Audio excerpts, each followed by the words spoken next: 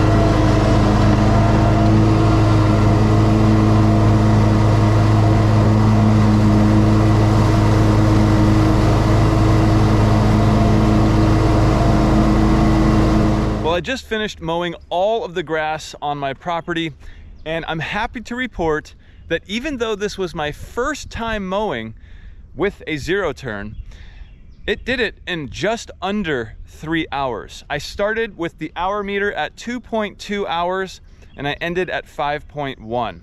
So that's just under 3 hours, and I think I can even cut the time down faster than that.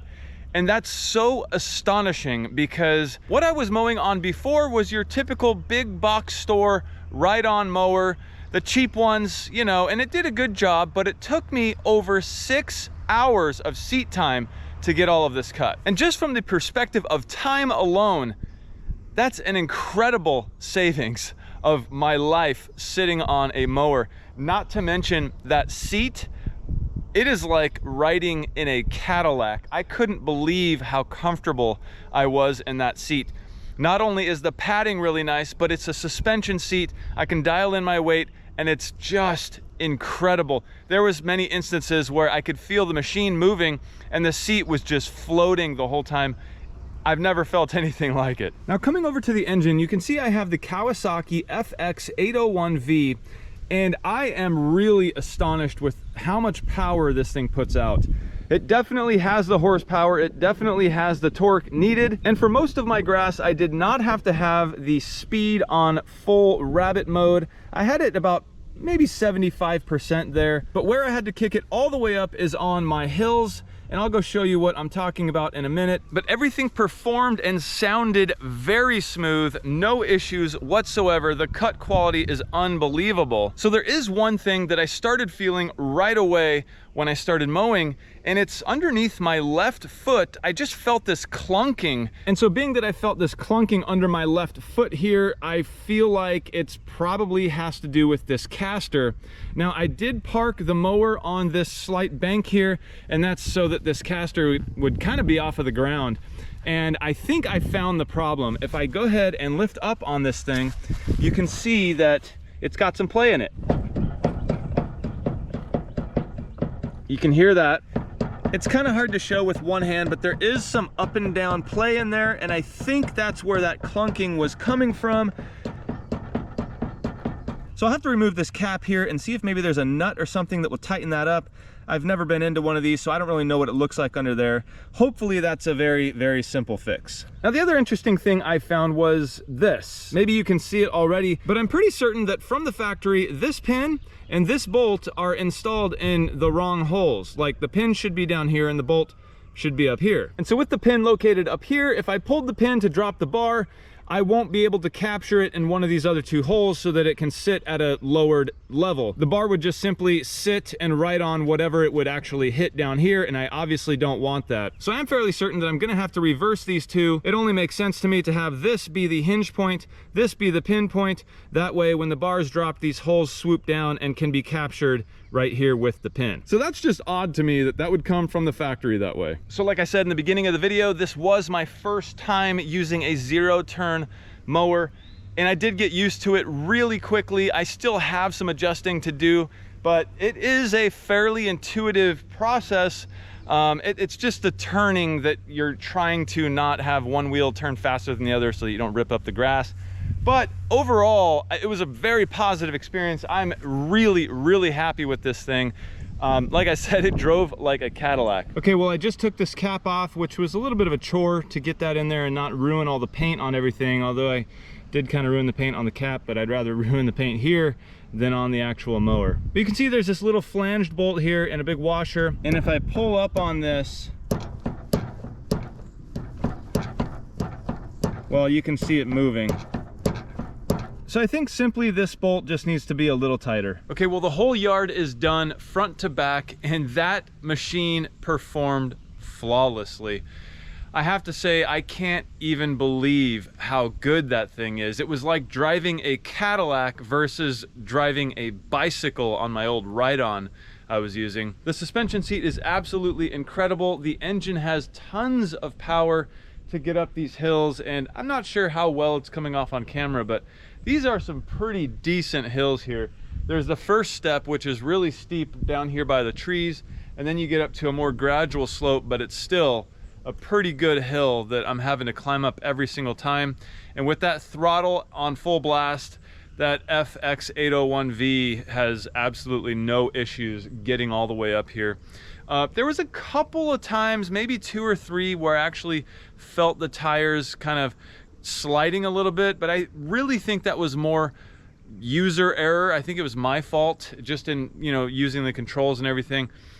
99.9% of the time, I felt totally secure, totally safe in every single maneuver and everywhere I was driving. Even on these slopes back here, going around certain obstacles, sideways on a slope, I still felt pretty safe. And I feel like that's because the width of that machine from the edge of each tire is so wide.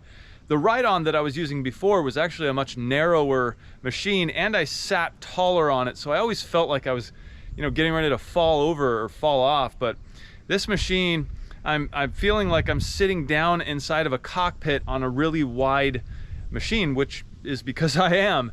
So I'm really impressed with the overall performance of it and just the safety feeling of it versus what my experience has been before. And I mean, like I said, I did all of this and the entire front in under 3 hours. That's pretty incredible. I can't even believe that I was able to cut on the first mow with that zero turn, cut my time in half.